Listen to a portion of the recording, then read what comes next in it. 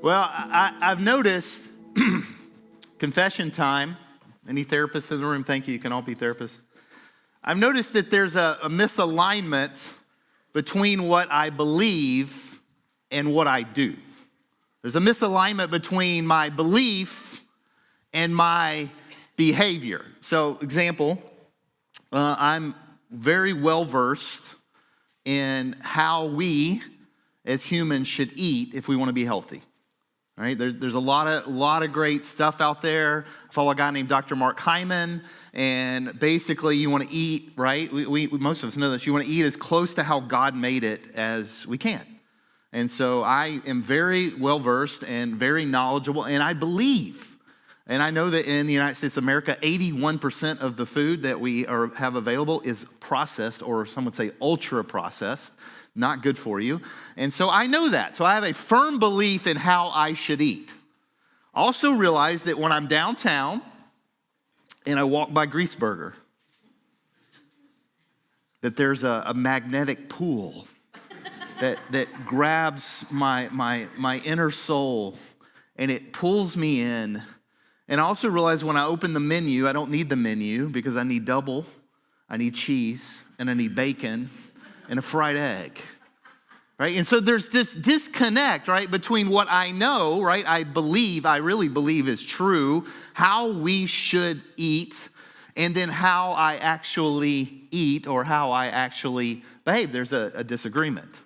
Now, we're in a conversation called Seven Signs, you see on the graphic, and the Apostle John was an eyewitness to the life of Jesus. I mean, he was in the inner circle. He was in the Peter, James, and John, the Titus circle. And John saw and John experienced things that he had never seen before. And he saw Jesus teach, and he saw Jesus heal, and he saw these crazy miracles. He also just saw normal everyday life where Jesus was sleeping and eating and just going about life. And John was actually there when Jesus died on the cross, and John saw Jesus alive, and he saw kindness and compassion and love like he had never seen or experienced. And it was right on display, right in front of him. Like he saw it. He was an eyewitness. And so John has to tell the story.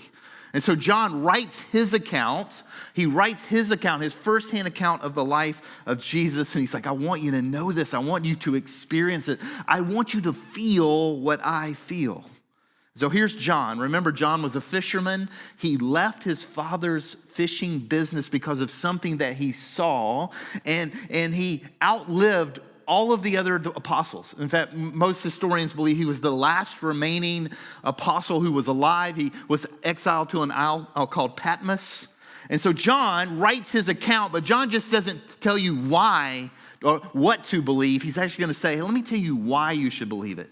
And one of the key verses in John, we saw it last week, I'll show it to you again briefly, is in John chapter 20, beginning in verse 30. He said this, hey, Jesus performed a ton of other things. He did other things. He did other miracles that I saw, but I can't write them down. And my hand's cramping. I can't write it all down. Verse 31, he says, but these, the ones that I put in my gospel, these are written so that you may believe that Jesus is the Messiah, the Son of God. And if you believe this, you will have life because you belong to him.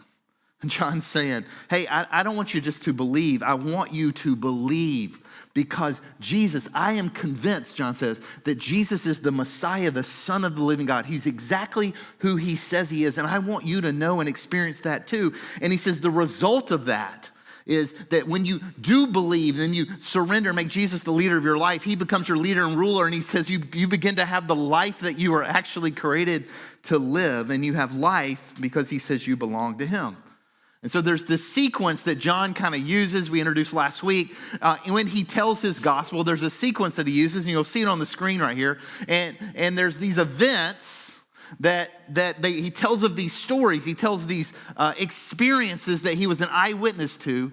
And he says these experiences or these events, they serve as signs. They're signals, they're pointing toward, and John would say they're evidence. They're firsthand eyewitness evidence that Jesus is the Son of God. And the goal of this is not just to tell you a cool story. The goal of this is so that you would actually believe.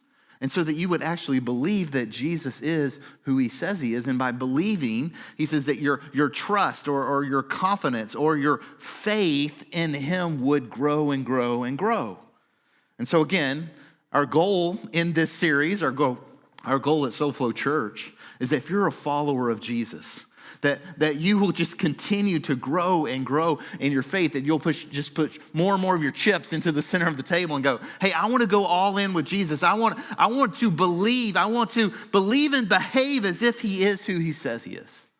And if you're just exploring, or maybe you're here and you're like, I don't know, my mom made me come, or I'm just here because she's cute, or whatever the reason that you're here, right? The hope is, and our hope is the same, our agenda is the same as John's agenda, that you would have encounter with the real living Son of God, Jesus, and that by having that encounter with him, your life, your trajectory of your life would be changed, and you would be a follower of his and make him the leader of your life and follow him in baptism.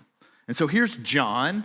He writes his gospel, and the first 11 chapters of his gospel are organized around these signs, and there's actually 7 of them. And so last week we looked at the first sign where he turned the water into wine, and today we're going to come to the second sign. And so if you have your Bible still open, Manny just read this to us, but we're going to be in John chapter 4, and this is the second sign in the Gospel of John. John chapter 4, I'm going to pick up in 46 for sake of time, and here is what John writes in his eyewitness account. He says, once more, Jesus visited Canaan in Galilee, and then he fills in the details for us. Cana is where he had turned the water into wine. So he's reminding his readers, hey, the first sign was in chapter 2, and Jesus took the water, and he had the big barrels, and he turned it into wine, and so now he's back. He was there, he left, went to Jerusalem, he's back, and this is the same region and the same city where Jesus had originally, in John 2, manifest his glory. And then he says this. He says, a royal official was there, and his son was sick in bed at Capernaum. Now this is interesting. Okay, if you're tracking at home, right, the first sign was a joyful occasion, right? It was a wedding. The second sign is actually a heartbreaking occasion. It's a sick son. And Jesus actually gets involved in both. He gets involved in the wedding celebration. He also gets involved in the pain and in the sickness. It reminds me of what the Apostle Paul commands those of us who are followers of Jesus. He says, hey, to be part of the community of Jesus, Romans 12:5, he says, you rejoice with those who rejoice and you weep with those who weep. We rejoice with those who rejoice and we weep with those. But notice the detail here, John says, that he says this royal official, he had a sick son, and the son was in Capernaum. Now, Capernaum to Canaan, back in the first century, was about an 8 or 9 hour walk, right? And there was no Tesla at that point, and so it was 8 or 9 hours by walking, but this guy was a nobleman or a royal official or somebody in some kind of government position, so we can assume that he was probably a little more well off, or he had access maybe to horses or chariots, and so probably 2 to 3 hours from Capernaum to Canaan by horseback or by chariot. So he had traveled a long way, especially in the first century. Look what John records in verse 47. He says, the official, this government official, this nobleman, heard that Jesus had arrived in Galilee from Judea. And so he went to Jesus and he begged him to come and heal his son. He says, the boy was close to death. Now, news of Jesus, kind of the rumors of Jesus, the stories of Jesus was spreading fast. Jesus had been in Jerusalem, and so all the pilgrims that had gone down to the Passover celebration in Jerusalem, now they were making their way back home, and so they're coming back into the area of Galilee, and they're bringing all these stories. We saw this miracle worker. We saw this healer. We saw this guy named Jesus, and so the word had somehow gotten to this nobleman. Again, we don't know his name. We just know he's a government official. The word had got to him. And so he hears of Jesus, and then John tells us that he goes the 3 hours or so down to Canaan, and he doesn't send a servant, he doesn't send a family member, he goes. Now, if you read between the lines here, you can see that this is a desperate father. You can see that, man, his son is sick. Again, the version Manny read, the son is sick with a fever. He's near death. And so desperate times call for desperate measures. And even though this guy it was all rumors, it was all story, it was all testimony of people who were saying, we saw this guy, he did these great things, he taught these things. And so, well, I've heard of this guy, I don't know of anything else to do. And so I'm gonna get on my horse and I'm gonna go for 3 hours and I'm gonna find this guy. And he was desperate.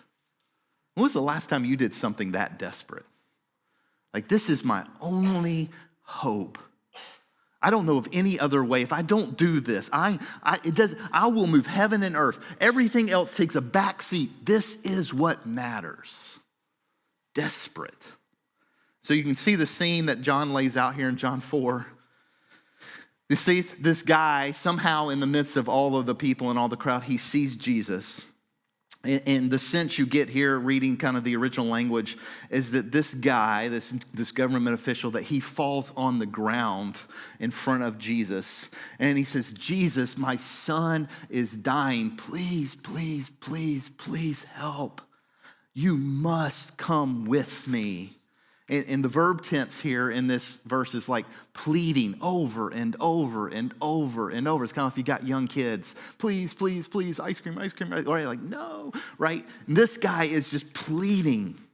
You can forget dignity. You can forget theology. You can forget worldview. This guy, none of that mattered to this guy. He falls on his hands and knees and face before Jesus and says, Jesus, please. It's this desperate, this word is like this deep cry from the gut. It's like this inward kind of, like this groan when you don't know what to say or even how to say it. It's like, oh. And look how John continues. Verse 48 says, Jesus told him, you people will never believe unless you see signs and wonders. Now in the English, that sounds harsh, doesn't it? It's almost like, whoa. If you dig into this a little bit, it seems that Jesus is not directly addressing this comment to the royal official, that he's actually addressing it to the crowd around. And he's like, you people, and the better translation is like, you people will never, or you people will not believe unless you see some kinds of signs and wonder. And then verse 49, it's almost as if the royal official didn't even hear what Jesus said. And I get that, right? If you're desperate and you have an agenda, there's one thing I need. The one thing I need, Jesus, is for you to come with me. That's it. And so he's so focused. Look what it says in verse 49. It says, the royal official said, Sir, come down before my child dies. Sir, this is a respectful kind of situation. It's the royal official, the nobleman, humbling himself, going low because he is desperate, but he's also determined. He's focused. He has a goal. He's heard the stories. He's heard the rumors. He's heard about this miracle worker. He's heard about this guy named Jesus. And so you got to picture this in your mind, where this guy is at. Okay, he's traveled for hours. And his son is sick. And in his mind, I think one of two things is going to happen, right? The first thing that could happen is I'm going to convince this guy named Jesus, to come with me. And he's going to travel with me to my house. And he's going to heal my son. Or number two, he's going to say no. And my son is going to die. There's two options. And you feel the desperation in this guy. And then look what Jesus does in verse 50. It's almost like as if Jesus smiles and he says, go, your son will live. It's almost casual. Yeah, hey man, go, your son will live. Yeah, don't hurry, don't worry. Your son's good, man. It's all good. Chill, bro. At which point I'm going, time out, Jesus. I just traveled all this. I came hours. I moved heaven and earth. I rearranged everything. My wife said, you go get that guy. I can't go back without this guy. My son is sick. He's going to die. I've heard rumors and stories about you. You're my only hope. and you're the miracle worker. And so I'm going to do whatever it takes. If I got to like kidnap you, I'm going to do whatever it takes to bring you back to my house because you're the only hope. And you just say, hey man, go. Your son's good. And so Jesus, look what he's saying now. Don't miss this. Here's what Jesus is telling this guy, the guy that had traveled hours, the guy that was desperate. Some of you that are parents, you know, right? If your kid were on the brink of death, you would do anything you could. And now Jesus is looking at him and he's just saying, hey, just go home. Go home. Without me, Jesus, I'm not going with you. There's no assurance. The only assurance that he has is Jesus' word. There's no proof. There's no FaceTime video that he can go back and check. Like, hey, is he good? Okay, I can. There's nothing. Jesus is just like, hey, man, go home. 3 hours with just my word. And don't miss this. Jesus is actually asking this guy to do what he's asking me and you to do. Jesus is asking this guy in John to do what he's asking me and you to do. He's saying, trust me based on the testimony of other people. Just trust me. If you're a follower of Jesus, I know there's some of you in this room that maybe recently there's been some kind of prompting or a nudging. There's something stirring inside of you. And the easy thing to do is to try to push and keep it at arm's length because that's just the easy, natural thing. It's like, just don't rock the boat. But you know that Jesus is nudging you and knocking you, and something's holding you back. Something's keeping you from it. And Jesus is just what he's saying to this guy. He's going, hey, just trust me. Oh, but Jesus, it don't make sense. No. Just trust me. Some of you, you're not a follower of Jesus. You're maybe even going, why am I even here? Who's the bald dude, right? Like, what's going on? But yet you're here, and I don't believe in fate and chance and luck. I actually believe in divine appointment.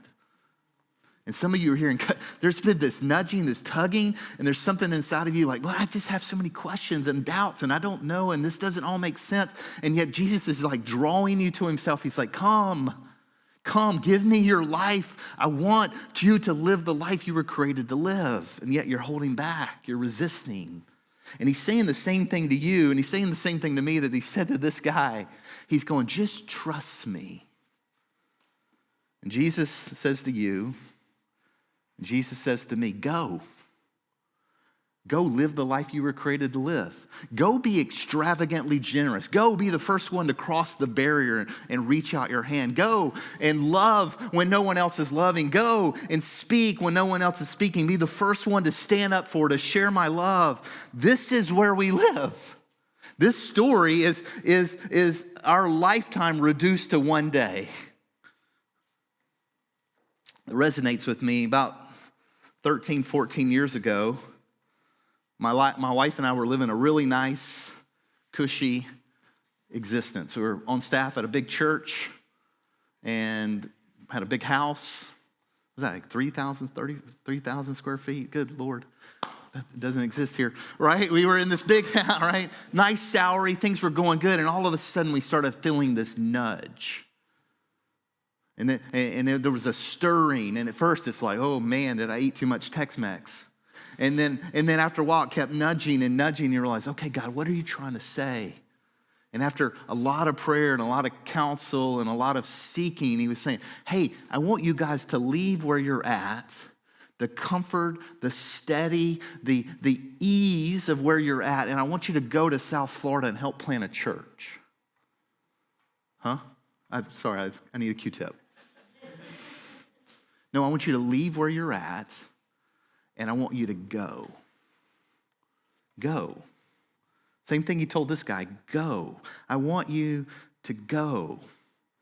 But things aren't so bad here. I mean, this is pretty nice. I mean, we're doing good stuff. We're not doing bad stuff. It's not like this is okay. And you know, come to think of it, Gotti, I mean, if we want to kind of hash this out a little bit, I don't know that I'm smart enough. I don't know that I'm talented enough. How are we going to pay for that? Like, what's the financial situation there? Right? And again, you know, right? You can go through all the questions and all the objections, and yet God just keeps saying, hey, just go. Just go. And we're just like this guy in John 4. We're asked to take Jesus at his word. It's called faith, based on the word of other people. Jesus says, hey, go. Trust me. Trust me. Even with your unanswered prayers, even with your doubts, even with your uncertainty, even with your questions, just go. Go. Go as if he is who he actually claimed to be. Go as if he is actually Jesus, the Son of God. Actually act and behave like you say you believe. I say that I believe. I say that I'm a follower of Jesus. Well, actually go and behave and act as if you actually believe that he is. Live as if. Go, he tells this guy, and your son will live. Now again, this is a quick little, if you're cruising through John 4, this is like 2 little verses, and you just kind of cruise on here. But man, this is a moment. If this were a movie, this would be where right? You would like feel it, right? Because Jesus looks at this guy and he says, go, your son will live. And it reads in the text just like straight through, but it's like, whoa, what's he gonna do? I mean, what is this guy going to do? It comes to the moment of decision. And so here's this royal official. He's on his knees. He's begging Jesus, please come with me 3 hours, 4 hours to save my son. And his entourage is all there and he's big. And now he's not getting what he came for. He's not getting what he wants. He had this picture. He had all these expectations of how it was going to go. And it's not happening according to his plan. And so he's got to make a decision. What's he going to do? This is the decision that people have been making for 2,000 years. This is the decision that you and I make. This is really the decision we make every day. Are we going to trust what he says to be true, or are we going to kind of go our own way? We're going to actually trust. And so this guy, he's got to make a decision. And this is the decision that changes the trajectory of a life. This is the decision that you and I make. Jesus' words here, they impose a stiff test. He gives no sign. The royal official has nothing but Jesus' word. That's it. And he says, go. But in John 4, it's enough. And it says that this guy believes. It says this royal official, he says he has faith, that he shows confidence. He believes what Jesus says and he goes his way. Look at what it says, verse 50. It says, the man believed what Jesus said, and so he left. This may be one of the most powerful verses in the Bible. The man believed what Jesus said, and so he actually behaved as if he actually believed. He believed and then he behaved as if Jesus could be trusted. And he walked away from the only one who could save his soul, his son, because he trusted him and he walked by faith and not by sight. And he's not even a Christian. This is verse 50. He didn't become a believer until 53. He's not even a follower of Jesus. And yet he believed and he left and he trusted. I mean, what about you? Where are you holding back? There's some of you that know. Where is it that you've been nudged? And Jesus is saying, hey, come, go, trust me. And yet, all the objections and all the pushback and all the arm's length stuff. And he's saying, hey, just go. Why don't you just live as if I am who I say I am? And when I say go, why don't you just take me at my word? Some of us, Jesus is nudging us to be more generous. Well, John, it's so expensive right now and the cost of living and it's just, it's hard-earned money. I don't, right? He's just like, no, just give. Really? Yeah, trust me. Some of us, he's saying, hey, just sit in the pain. There's this human thing, right? We want to numb. Whenever there's pain in our lives, we want to numb it, right? And there's 1,000,000 in Palm Beach County. There's about 6 million ways to numb it, right? You don't have to go very far. There's all kinds of ways to numb it. And Jesus said, no, just trust me. As a counselor told me one time, Greg, just sit in the pain a little bit. What are you trying to say, Jesus? What are you trying to teach me? Some of us, we see this all prevalent all throughout our society. He's like Jesus is like, hey, I created this beautiful thing called sex, and in the way that it was created, it is beautiful, and it's God created, and it's this most awesome thing. And he says, but just trust me and do it like I said to do it. But no, God, come on, God's so old-fashioned, man. It's like 2025. That's like, come on, you didn't mean that. I'm just kind of gonna do my thing. I think this is a bet. I mean, everybody's doing it. I mean, come on, you know. And he said, no, just trust me. I actually know what I'm talking about. Jesus says the same thing to us that he says to this royal official. He says, just go and just trust me. And the thing that we struggle with, right? And some of you maybe that aren't even followers of Jesus are like, well, thank you, finally a pastor that owns it, right? Is that our beliefs and our actions don't align. Right? We'll say that we believe, man. I believe Jesus is the Son of the living God. I'm going to give him my life. I say that I'm a follower of him, but that's a little too hard, Jesus. That's a little too stiff. I don't know about that part, so I'm just going to kind of behave this way. And there's a misalignment so many times between what we say we believe and how we actually behave. And now, let me just be true. None of us are perfect. Right? You can follow me around for about 15 seconds. And I'll probably offend you with a lame joke that I thought was funny, but it hurt your feelings. I think it's funny, but right? So I'm not talking about perfect, but the reality is that all of us, right, especially those of us who are followers of Jesus, right, that Jesus is calling to trust me. I'm going to take you beyond what you think. I'm going to move you past logic. I'm going to take you to places that are higher and deeper than you think I can go. So I'm just saying, go and trust me. But it's hard. And like this royal official, right, we have these pictures in our brain. We have these expectations.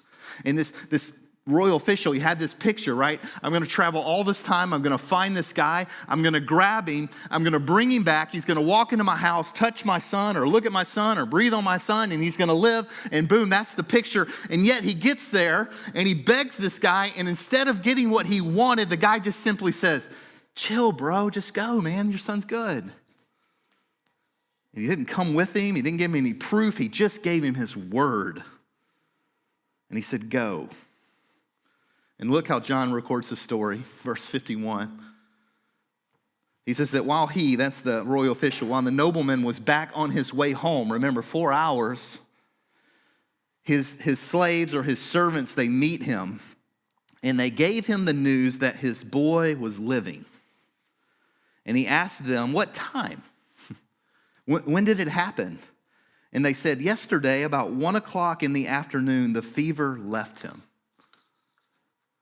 And he just had one of those chills running down your spine, hair on the back of your neck kind of moments. Because as soon as they said that, he realized what? That was the exact time. Look what he says, verse 53. It says, then the father, by the way, he moved from calling him the nobleman to the father. The father realized what had happened. And that was the what? Exact time. Your version may say the very time. That was the exact time Jesus had said to him, your son will live. Can you imagine this? He had one of those like moments. Like, oh my goodness. This dude is who he says he is. You can imagine at that moment, he just kicks the horse and he heads home as fast as he can get there. And he meets his wife at the door and his wife is like, you're never going to believe what happened. He's like, yes, I am. And he doesn't act surprised. And she's like, well, where's that rabbi guy you were supposed to bring? And he's like, I got to tell you the story. And he tells the story. And I love the wording here, the very time, the exact time. And I think this is one of the challenges of being a follower of Jesus, is that God's time, his clock, works differently from my time and my clock. That God's ways are probably 99% of the time, they seem to be a little different from my timing.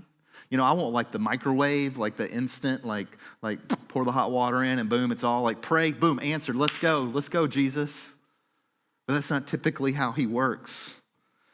And that makes it so hard because my time is not his time. But I love the language here, the exact time, the very time, the God-ordained time. What is it you're waiting on right now? Some of you have been praying for a long time, haven't you? Some of you have been struggling for a long time. Jesus, please, just please. I love the detail John includes here. Look what he says in verse 53. He says, so he and his whole family became believers. Now he's a Christian. Now he believes the rumors were actually true. Jesus is who he says he is. And this guy had the faith and the trust and the confidence, even when he didn't know, just based on these rumors and stories that he heard. He went all the way there just based on that. And this guy actually came through. There's this confidence in Jesus. It's living every day as if Jesus is who he claimed to be. It's living as if his words are actually true, if he really is your heavenly Father, that your sins are actually forgiven, that you can actually be known and be loved. It's as if you're an ambassador to this unique brand of love, and there's this confidence that you can have in God. And John, he's inviting you to this. He's saying, I'm telling you this story because it's incredible, and I want you to experience that kind of faith. And look what he says, verse 54. He says, this was the second sign that Jesus did after coming from Judea to Galilee. This is second. There's 7 guys, but this is the second sign that Jesus is showing you who he really is, that he is the Son of God. This is a signal that is pointing to something, or better, this is a signal pointing to someone. And at the end of his account, this is phenomenal. You got to see this. At the end of his account, John records this conversation that happens between Jesus and his disciples. Okay, so this is like post-resurrection. So Jesus had been arrested, Jesus had been beaten, Jesus had gone to the Garden of Gethsemane, and then he had come back to life, and Jesus has this conversation with his disciples. Judas is gone, so there's only 11 at this point, and Jesus is having this, and they've seen all of these signs, all of the signs have happened. And knowing that they would record this, Jesus knew that he would record this. He says something that's just for you and me. And look what he says. It's in John chapter 20, verse 29. It's on the screen. It says at the end. He says this. Jesus told him, because you have seen me, you have believed. Blessed are those who have not seen me, but still have believed. He wrote that for you. And John wrote that for me. He says, blessed are those who will believe me based on all of these eyewitness accounts. Blessed are those who've not seen me and still believes. And John is saying to you and me, and you can feel this passion coming through this. He says, I just want you to know, and I want you to understand. And then he goes right into this verse that we started with, verse 30. And he says this, Jesus performed many other signs in front of these disciples, but these are not written down in this book. It's more, guys. I wish I could tell you everything, but he says this, verse 31. But these are written so that you may believe that Jesus is the Messiah, the Son of God. And if you believe this, you will have life because you belong to him. And my prayer, my hope for me, my prayer for hope for you, my prayer for hope for our community, that as we journey through these signs, that we would come to believe, that we would come when Jesus says, go. When Jesus says, trust me, we would just go, yes. That we would just say yes. One author put it this way, it'll be up on the screen. It's not enough to read the notes on the page. At some point, you have to hear the music. It's not enough to read the notes on the page.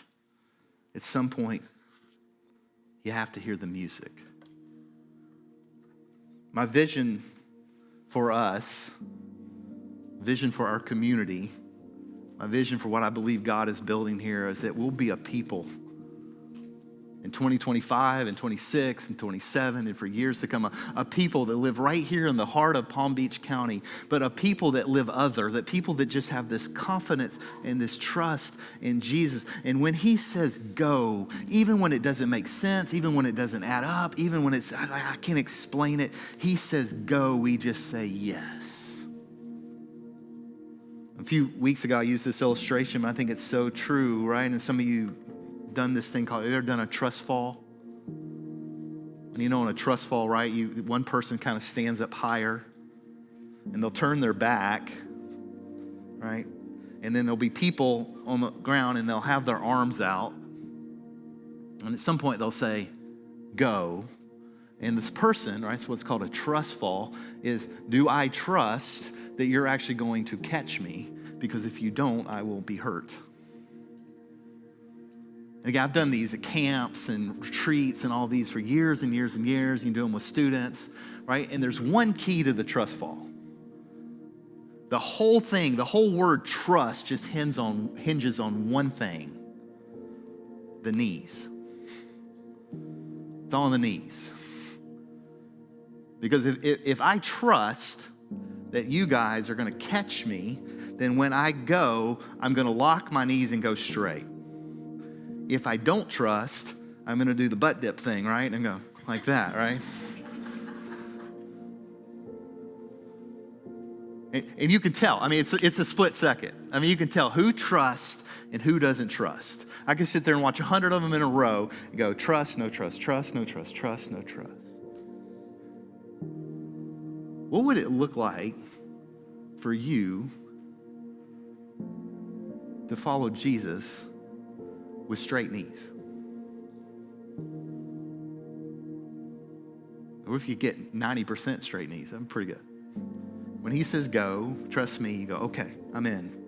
And the knees stay straight. What would it look like to have a community of women and men and students, not perfect, but people said, hey, Jesus, we want to live other. And we're going to take the words that you said here in John 4, and when you say go, we're just going to say, okay. And we're going to actually behave, and we're going to actually live, and we're going to actually do our lives as if what you said is true. And we're just going to lock our knees, and we're going to go straight and say, trust.